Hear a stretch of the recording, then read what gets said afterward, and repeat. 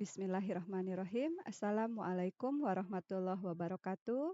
Bapak dan Ibu guru hebat dimanapun berada, kali ini saya akan membahas mengenai perencanaan asesmen P5, di mana sekolah kami untuk saat ini mengambil tema mengenai gaya hidup berkelanjutan.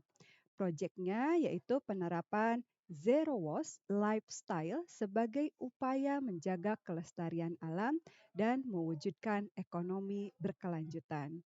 Sebagaimana Bapak dan Ibu ketahui bahwa yang namanya asesmen tidak bisa terlepas begitu saja ketika kita melaksanakan proyek P5. Mengapa hal demikian begitu sangat penting?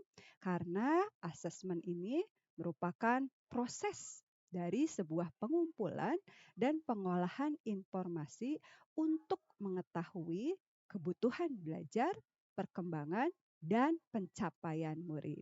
Jadi Bapak dan Ibu untuk mengetahui apakah setelah diterapkannya P5 tadi mereka sudah bisa mencapai tujuan pembelajarannya atau tidak, maka data tersebut bisa diketahui dengan kita melakukan asesmen.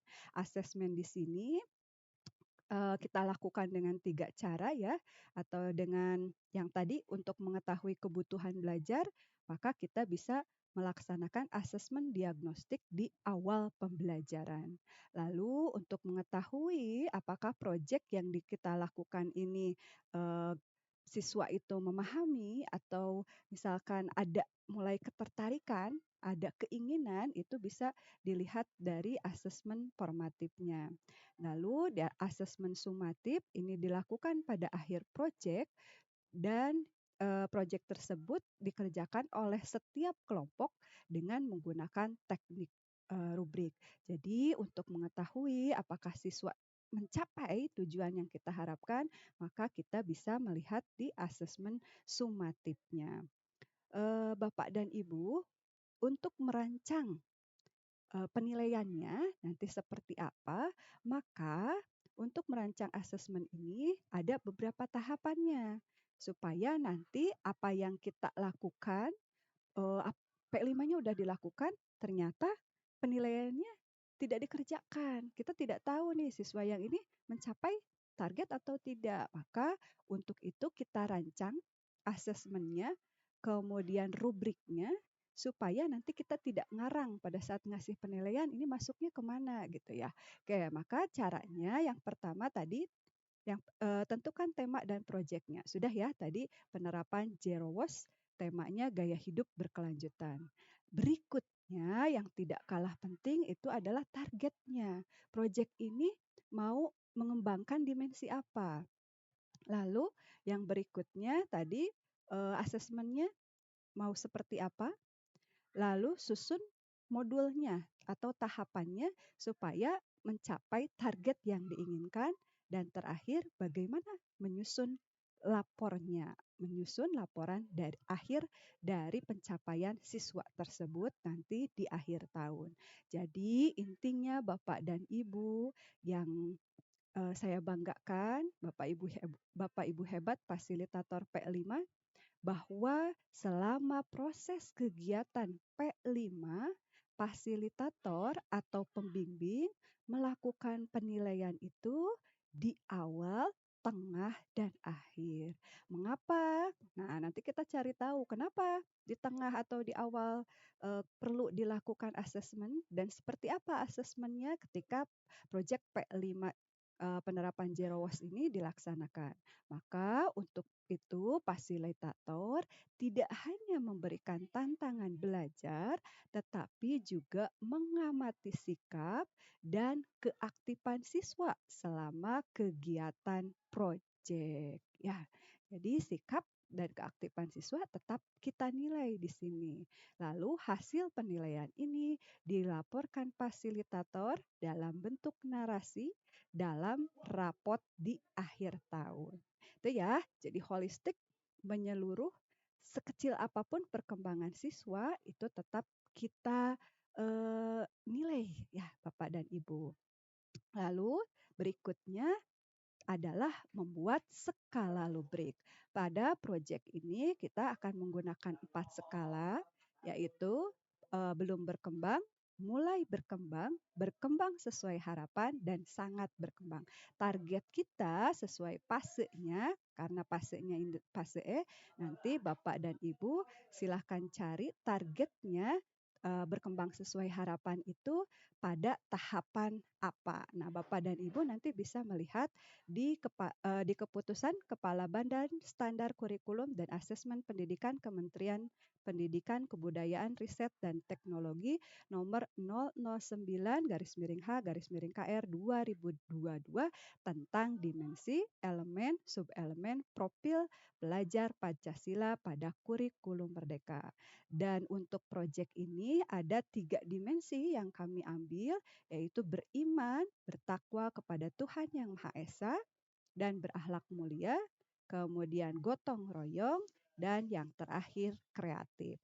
Nah, Bapak Ibu nanti dari peraturan tadi, ya dari keputusan yang tadi, Bapak Ibu silakan untuk fase E itu targetnya seperti apa. Contoh di sini kreatif, elemennya menghasilkan gagasan yang orisinil, maka target pencapaiannya itu adalah siswa menghasilkan gagasan yang beragam untuk mengekspresikan pikiran dan perasaannya, menilai gagasannya, serta memikirkan segala resiko dengan mempertimbangkan banyak perspektif seperti etika dan nilai kemanusiaan ketika gagasannya direalisasikan. Ya, itu ya Bapak dan Ibu.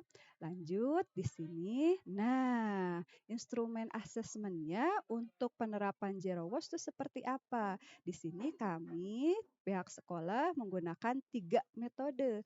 Ada self assessment, yaitu penilaian diri sendiri, peer assessment, penilaian antar teman. Ini instrumennya nanti ada angket ya. Lalu teacher assessment, yaitu penilaian oleh guru. Ini instrumennya bisa berupa rubrik, observasi, umpan balik, presentasi, diskusi, serta esai yang dibuat oleh siswa. Nah, baik Bapak dan Ibu, nah untuk penyusunan rubrik asesmen tadi, maka data yang kita perlukan itu yang pertama kita buat dulu rubrik formatifnya berdasarkan daftar kegiatan yang dilakukan dari mulai tahap pengenalan sampai tahap tindak lanjut. Lalu asesmen sumatif ini berdasarkan capaian akhir fasenya. Apakah dengan diterapkannya penerapan Zero Waste, siswa tersebut di akhir eh, tercapai tidak gitu ya.